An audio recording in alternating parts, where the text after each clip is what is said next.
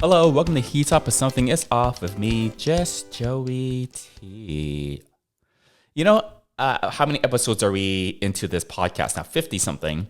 And you don't see it because I edit every single episode. But when I first started this podcast, even though I'm a very talkative person, the first like 20, 30 something episodes, I sometimes struggle with what to say when I hit record. It's kind of weird because when a camera's recording and the soundboard's recording, just something in my head, it's like I just go blank. Words don't come out.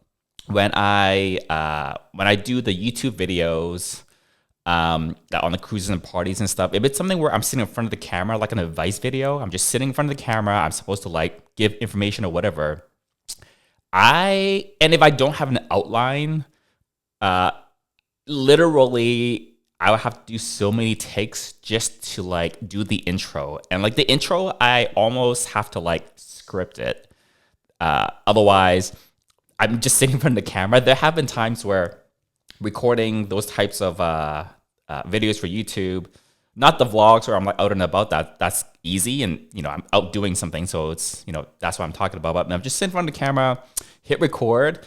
And literally, I'll sit there for like 5 minutes not saying anything. Just something about the psychology of having recording be on, like just having the camera recording, having the mics recording, everything recording, makes my mind go blank. But we're 50 something episodes into the podcast now. For like the first 20 something 30 episodes, it was like a little bit, not completely blank, but there were times where everything's recording. I'm sitting right here with this mic in front of me. And then nothing comes out. Obviously, you don't see that or hear that because everything gets edited. But nowadays, I have topics. I actually have a lot of topics I wanted to hit. And once I get going, once I start talking, basically, I'll just keep on talking and talking. So it's just getting started. Sometimes a little tough. Anyways, we are coming up to Pride Month pretty soon. It kicks off this weekend. For people here in West Hollywood, there's West Hollywood Pride is this coming weekend, the first weekend of June. Then the weekend after that is LA Pride. I don't know why they need two separate ones here, but apparently they need the separate ones. So all the gays will be real busy for Pride Month. David will be visiting, and we are going to party like a little bit doing LA Pride. For WeHo Pride this weekend, I need to get some work done. Like I just need to get work done. I'm not the most efficient doing work. I am procrastinating like a little bit. I know the things I need to do, but a lot of what I need to do right now is for the other business I'm starting up is doing the marketing, building the website. And I have this idea, this concept of everything being a little bit like tongue in cheek. And everything being kind of sort of like a little bit playful in terms of like the wording and like the presentation of the brand and the products. But I'm really not that type of a person to be able to like pull out puns or funny lines or tongue-in-cheek type things, even though that's what I would like the marketing to have. I don't want it to be like too literal and I don't want it to be boring, but it's like I want to do these things and like write this material that I'm natively, inherently not very good at. I'm trying to get the AI to help a little bit, but the AI, I don't know if AI does tongue-in-cheek that well. AI, it can do sassy things. It can do like, more overtly sassy, funny type things. Well, not funny, just sassy, honestly. AI still isn't great at comedy. But to have things that are like kind of sort of certain lines that are like tongue-in-cheek, or certain lines that are pulled from parts of pop culture, those really nuanced type things, and I've got like a specific idea in mind, that's where like I'm struggling so much. And when I struggle to do something that I'm not good at, I end up procrastinating. So yeah, that's a bit of a struggle for me, but I'm determined to the other day, I wrote 3 lines for the product page for one of the products. So my idea for the product pages for these products is, okay, you obviously like on when you go buy whatever, some manufacturer's website for some product they're selling, go to the product page and you get like the image at the top and it's got like the name of the product, the pricing, add to cart, blah, blah, blah. My idea for the product page is the first thing you see is like one kind of funny, sassy, tongue-in-cheek tagline about the product. And then after that, I want like a very short paragraph, like 3 sentences to kind of sort of have like a pitch about the product. It's supposed to be kind of interesting. I don't want to just go from product photo, the add to cart button, and then like, you know, the specs of the whatever, because you need to market, right? So I have this idea and I have this structure built up for like, okay, we have the product image and then the add to cart button is always there. And then I want to have this one tagline that's like in large font. Then like a few lines that's kind of sort of like a playful tongue-in-cheek description at a high level of the product. Then we can get into like the nitty-gritty, like the details of the product on a more like technical level, right? So yeah, but when I sit down to try to write something witty and clever, that's also like tongue-in-cheek and not too literal, I just like turn off because I just don't have that type of a brain. I have like a scientific, engineer type of a brain. I mean, I just took the Myers-Briggs test again. That was it MBTI, and I'm an ISTJ. Definitely an I. I think it's a INTJ or ISTJ. I forgot which one it was, but it's I think an ISTJ. Anyways, I'll look it up again and then I'll let you guys know. I don't place a great amount of faith in the Myers-Briggs thing, but it's almost these days kind of like a semi-cultural thing to exchange and talk about like, oh, what Myers-Briggs type are you versus like, oh, I'm this, I'm an ENTP or IS whatever. So I haven't taken it in a while, and I was watching some K-pop thing. They were talking about it. Okay, I'm an ISTJ. ISTJ. So someone who's introverted, very logical, very like by the book. Yeah, so maybe not the best personality to write up to be in comedy, honestly.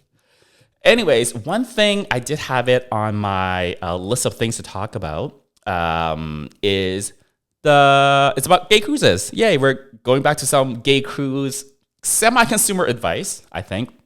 So I just booked the Atlantis Allure 2025 cruise for February next year. So I had in my mind, like months before it went on sale, that maybe I might want to book it for my birthday, like a birthday celebration. Because it's like, well, it's semi, not really, but semi in the vicinity of my birthday.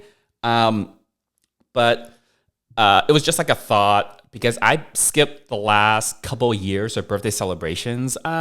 Birthdays are fine. I don't need to like celebrate my birthday every single year. A lot of celebrations I don't do. There's been a couple of years where like I didn't even celebrate New Year's. I just like sat at home. It's like, it's not a thing for me to like always celebrate New Year. Most years I end up going to Bangkok for a white party with friends. But anyways, it was like a random thought many months ago, like back in like November, December, something like that. And when the cruise did go on sale couple months ago, maybe, I've forgotten about it. Because it's, again, my birthday is not something I usually celebrate, and I don't do it every year. And I just forgot that, oh, I wanted to kind of use the cruise kind of sort of as an excuse to do a birthday celebration for next year. I'm celebrating my birthday for a couple years, and I thought like, oh, maybe next year, hopefully the cash flow situation improves. And then, okay, I can have a little fun just for a birthday. So I just remembered that I wanted to make it kind of sort of my birthday celebration. And I always know like a decent amount of my friends that go on that cruise anyways. So I ended up booked it a few weeks ago. And I booked my own room. And the thing with booking your own room for next year, or at least for this particular cruise, is the fees have gone way up for solo bookings. And Atlantis did explain this in an email that I got from them a couple of months ago. So basically, I think the port fees have gone up a little bit for everyone, but then especially for solo travelers, it used to be that the port and gratuity fees were per person. Now they made it per room. So if you have two people that are booking and sharing one cabin, and usually prices listed are double occupancy. Vast majority of rooms on a cruise are there's two people booking it most of the time. So, if you're booking two people to a room, you see the slight increase in the gratuities and the port fees, but it's not like massive. But if you're a single solo traveler, you're now paying not just the increase in the fees, you're now paying double that. Because it used to be per person, and it doesn't matter if you were one person staying in the room by yourself or two people staying in a room and sharing that room, the port fees per person would be the same. Now it's per cabin. So obviously, if you have two people to a room, it gets split, quote unquote. If you're one person booking a cabin to yourself, it's like doubled. So it's like $700 something. It's ridiculous. So that definitely gave me pause. The way they're trying to sweeten the pot is, I think everybody gets, at least for solo travelers, because I was booking it solo, so I focused in on that part of it. And in the email, they actually had a paragraph down lower in the email, particularly talking about this change. Obviously, it's buried in the bottom and not in our top. And the emails are too lengthy anyway, so like no one reads it. Anyways, so talk about this per cabin, instead of per person change, blah, blah, blah. How they're trying to quote unquote sweeten it is you get extra drink tickets. It seems like everybody's going to get drink tickets as part of the increase in the fees. But if you're a solo traveler, you get more drink tickets as an individual versus if you were sharing a room with someone else. And you also get the Wi-Fi package for free if you were booking as a solo cruiser. But if you were doing it double occupancy, you don't get the Wi-Fi package thrown in. For me, I don't drink a lot of alcohol. So the drink tickets are like, I don't want to buy the drink tickets. And the last couple of cruises I went on, I didn't want to buy the Wi-Fi, but the Wi-Fi was expensive. So it's, in a way, to me, effectively, the way I see it for my personal case is I'm paying for things that I don't want and I don't buy anyways. So yeah, there's a chance technically, it's not a high chance. There's a chance I might add someone to the room just to cut the cost. But yeah, if you're thinking about going onto the Allure 2025 Atlantis cruise next year, and you might be booking a cabin all to yourself, just be aware it's gone a lot more expensive this coming year versus the years past. You're paying double the gratuity that other people would be. If you do get drink tickets, because you want to drink and you were going to get the Wi-Fi anyways, well, yeah, I mean, fine. Like you would be, you don't. It's not that you come out even. It's that obviously the value precision isn't as bad as someone like me who wasn't going to get drink tickets, who don't drink a lot, and I wasn't going to get the Wi-Fi anyways. I didn't get the Wi-Fi the last 2 or 3 cruises I went on because it was too expensive. It was like $150 for the cruise, and it's like, I don't need to pay $150 for Wi-Fi on the cruise because I just get Wi-Fi dirt cheap via my phone from roaming whenever we're at port. And at most, you're at sea for like 2 days. And I can go without internet for like a couple of days. That's fine. The next time you get to a port, the ship docks at a port, I get bars on my phone, and that's fine. So yeah, that's the consumer. I don't know if it's advice, but it's a consumer heads up. If you are thinking about booking the Allure cruise next year and you might be going as a solo cruiser, port fees have gone up for everyone, but especially as a solo cruiser, it's like compared to before, it's more than double because you're paying double the share and also the fees themselves have gone up. So there we go. But yeah, I have booked it. This year, I did also book it for the cruise this year. It was the Oasis this year, I believe, but I ended up selling the cabin at the end. And this is something I mentioned before, but if you're not interested in plunking down any money right now, or you're not sure you might be able to go on it because, hey, anything can happen between now and February, life happens. You can always get a room off of someone else later. There are always people that for whatever reason, they can't go anymore. There's always a good number of people trying to sell the rooms up until the last minute. You can still do a name transfer on a room until the manifest for the cruise closes, which is usually about 3 to 5 days before the actual sale date. So about a week before the actual set sale date is pretty much the latest that you can buy a room off of someone else, because when it's going to be 3 or 4 days before the manifest closes and they can't do any more name changes. So there you go. I will be on it. I do want to celebrate my birthday on the cruise. I do love the cruises. It's just that the price for the cruises have gone up quite a bit. For all cruises in general, not just the Atlantis cruise. I've seen some news reporting and some news articles about the demand for cruises is so high. The cruise industry haven't seen this much demand for bookings for even since right before the pandemic. Even in 2018 or 2019, it wasn't that much. Obviously, during the early days of the pandemic, travel generally was depressed. But now that we're post-pandemic, the cruises are hot, and the demand is so strong that they've been able to raise the fares by a pretty significant amount. So sailing on a cruise is more expensive now. But even despite the increased prices, the bookings are still coming. Apparently, they haven't had this strong of a booking demand for quite a few years, even compared to before the pandemic. So the prices are going to stick for a while. I guess inflation's hitting everything. Anyways, changing the topic a little bit. I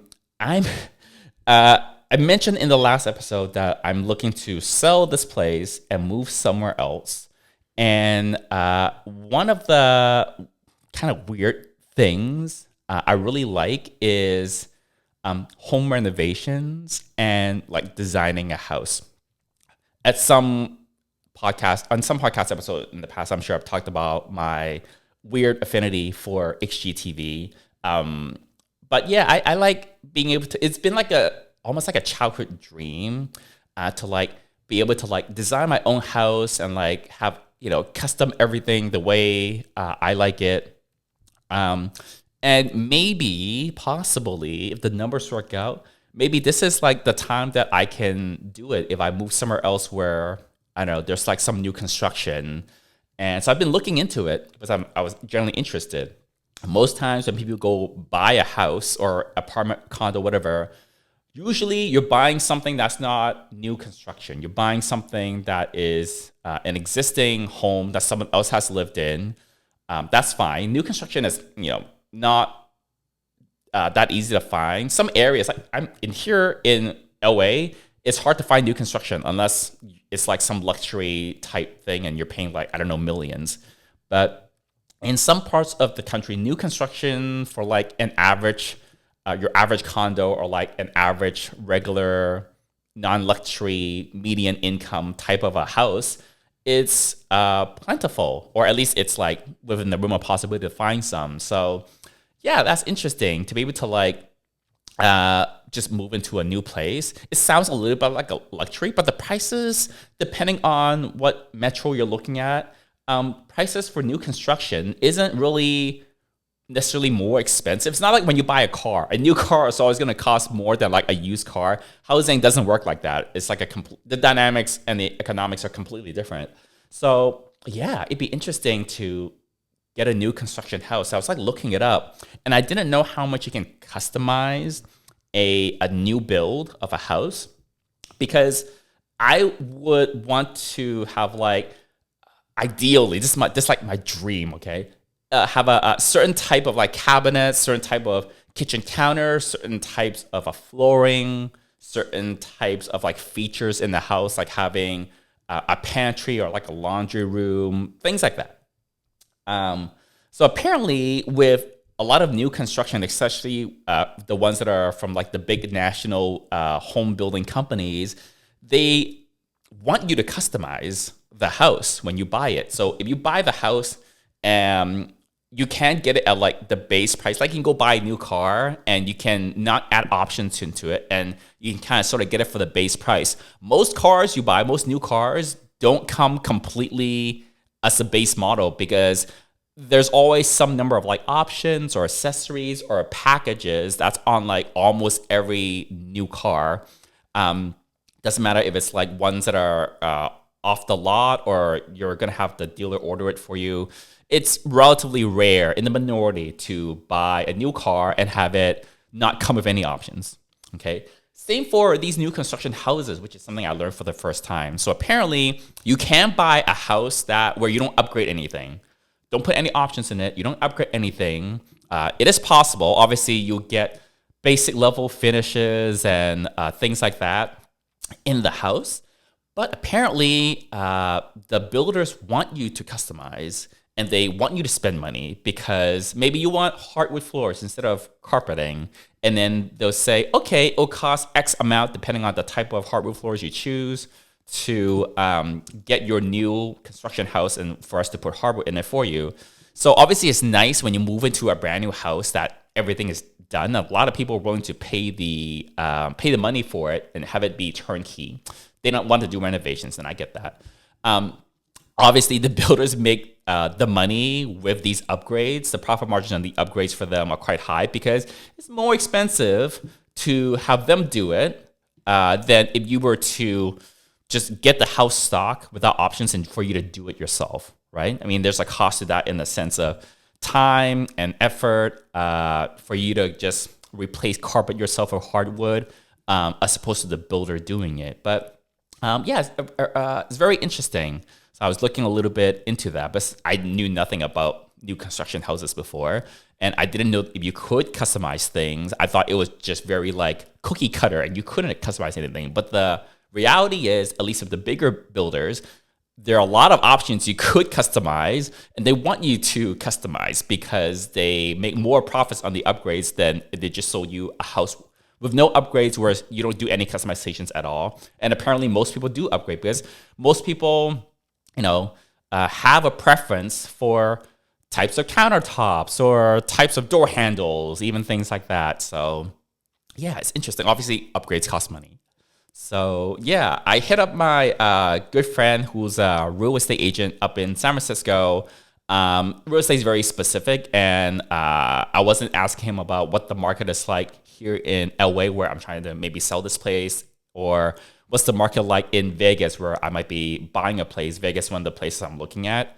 But just to get his like general real estate realtor advice, not specific to some locations. Yeah, so we'll see. It's interesting. It requires moving around a lot of money. But I'm more and more into it. I don't want to share walls with anyone. I don't want to hear kids running around the hallway like I just did an hour ago. I don't want to share. I'm not good at sharing. I can remember this one instance. I was in, I don't know, 3rd or 4th grade, something like that. And I had just gotten this new like watercolor palette. Like it's called watercolor palette, right? Watercolors, right? The palettes and the thing, and you get the brushes. Wait for like kids.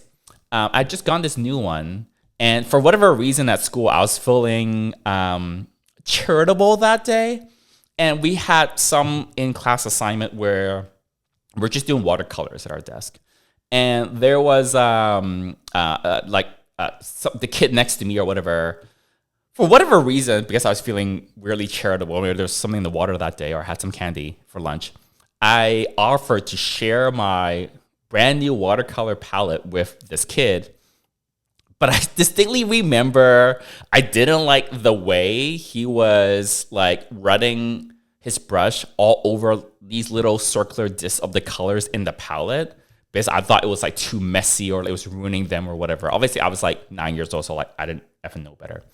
But I'm just that kind of personality where I don't share very well. I just don't think I like to share.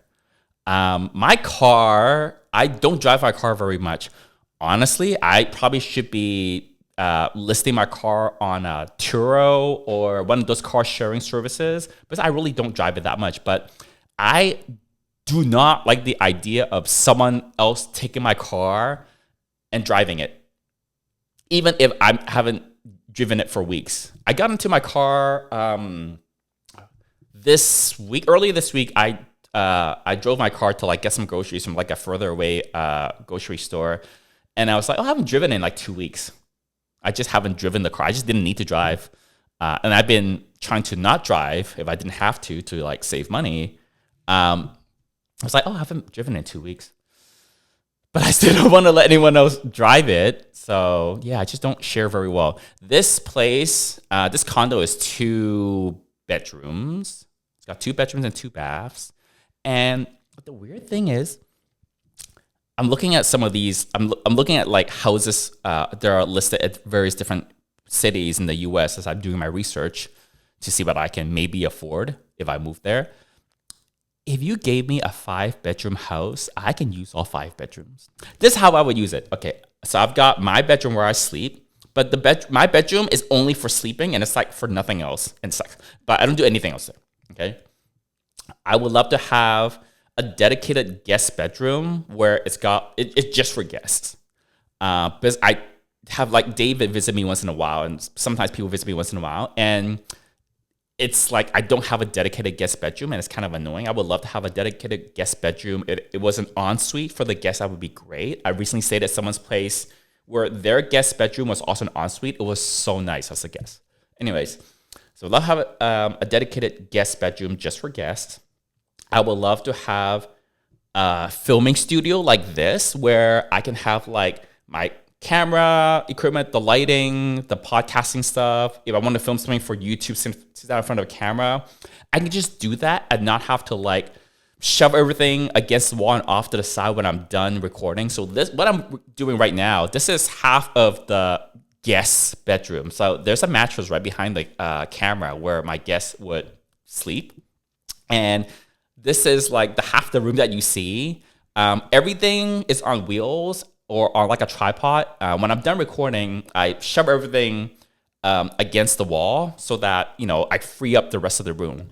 I would love to have a dedicated recording space for like podcasts or like YouTube videos or things like that. I would love to have, so that's like a third room. The fourth room would be an office, like a desk, my computer, my monitors. I do a lot of video editing. And I just do a lot of work on the computer. So to have like my monitor and the desktop computer set up in a space where I just focus and do work would be really, really nice. So that's already 4 bedrooms, right? I would kind of sort of love to also have like a gym space. That'd be really nice. It's not mandatory, but like for one person to want 4 bedrooms, my actual bedroom, a guest bedroom, a studio for recording, and then also like an office space. That's a lot of rooms. Like most people don't want this, right? But yeah, if you gave me 5 bedrooms, the 5th bedroom would probably be like a gym or like workout space. I can use all 5 bedrooms, and I want a garage. I have to have a garage. I have to have a laundry room. I want my bathroom to be like nice and big. The thing with buying older houses is the bedrooms are smaller and the bathrooms are like tiny, puny. This condo, for whatever reason, like the guest bathroom, the second bathroom, smallest bathroom in the world. Like things like the vanity in the toilet barely fits in there. But the master bathroom is actually quite large given the age of the building. It was built in the 60s. It's one of the reasons I like this place. But a lot of places that's built in like the 60s, 70s, 80s, unless you change the floor plan, which is very expensive, a lot of work, the bathrooms are tiny, and I hate tiny bathrooms.